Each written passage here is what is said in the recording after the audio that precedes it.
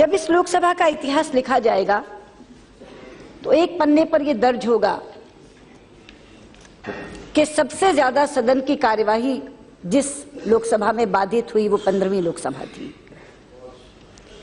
लेकिन उसी के दूसरे पन्ने पर यह दर्ज होगा कि सबसे ज्यादा चिर प्रतीक्षित विधेयकों को पारित करने वाली और बहुत उल्लेखनीय विधेयक पारित करने वाली भी 15वीं लोकसभा थी। अध्यक्ष जी, 40 साल से देश लोकपाल की प्रतीक्षा कर रहा था। मुझे गर्व है कि इस लोकसभा ने देश को लोकपाल देने का काम किया। तेलंगाना के लोग बरसों से तेलंगाना निर्माण की बाट जोह रहे थे।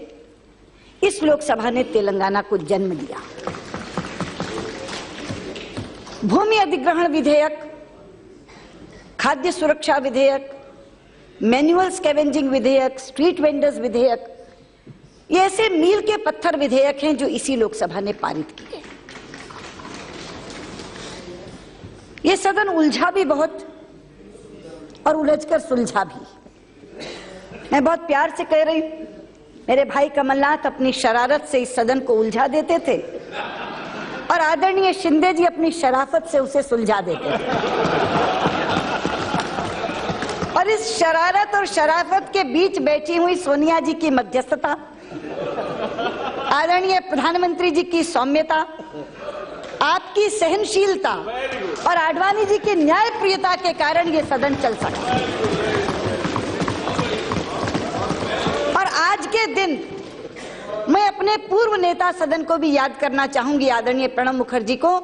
लोकतांत्रिक संस्थाओं में जिनकी आस्था ने भी इस सदन को चलाने में बहुत कारगर भूमिका निभाई। ये इसलिए हुआ क्योंकि भारतीय लोकतंत्र के मूल में एक भाव है। और वो भाव क्या है? वो भाव ये है कि हम एक दूसरे के विरोधी हैं मगर शत्रु नहीं। और हम विरोध करते हैं विचारधारा के आधार पर, हम विरोध करते हैं नीतियों के आधार पर, हम विरोध करते हैं कार्यक्रमों के आधार पर। अलग अलग है, इख्तिलाफी विचारधारा है, अलग अलग नीतियां बनाती है सरकार, अलग अलग कार्यक्रम बनाती है, उस पर हम आलोचना करते हैं।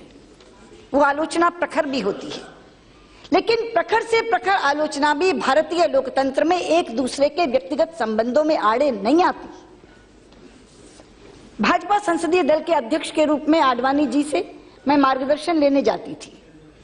वो हमेशा मुझे एक ही निर्देश देते थे, सदन की गरिमा के अनुरूप ही आचरण करना है। दलगत राजनीति से ऊपर उठकर हमेशा उन्होंने मुझे सुझाव दिया और मैं आज इस सच्चाई को स्वीकार करना चाहूंगी कि नेता प्रतिपक्ष के रूप में जो भूमिका मैं निभा सकी वो आदरणीय आडवाणी जी के आशीर्वाद के कारण निभा पाई। अध्यक्ष जी, अब हम चुनाव में जा रहे हैं। चुनाव में जाते समय चाहिए तो यह था कि मैं विजयी भव का आशीर्वाद देती सबको, लेकिन वैसा करूंगी तो असत्य होगा। इसलिए मैं विजयी भव का आशीर्वाद तो नहीं दे पा रही, लेकिन यशस्वी भव का आशीर्वाद सबको दूंगी। मैं चाहूंगी कि यशस्विता से हम सब चुनाव लड़ें।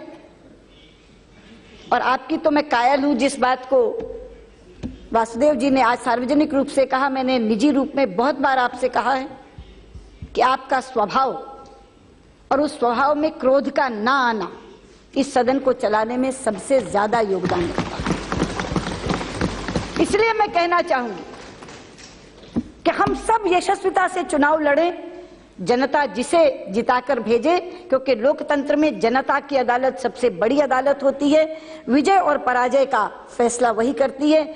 जिसे भी जिताकर भेजे, हम 16वीं लोकसभा में आए और जो भूमिका हमें जनता दे उस भूमिका को हम इसी सौहार्द से निभाएं, जिस सौहार्द से आज हम इस अंतिम सत्र के अंतिम दिन पर इस नोट के ऊपर जिस पर हम जा रहे हैं, इसी नोट पर हम वापस लौट करके आएं और बहुत सद्भावना और सौहार्द के साथ 16वीं लोकसभा चलाएं। यही शुभकामना देते हुए मैं अपनी बात को समाप्त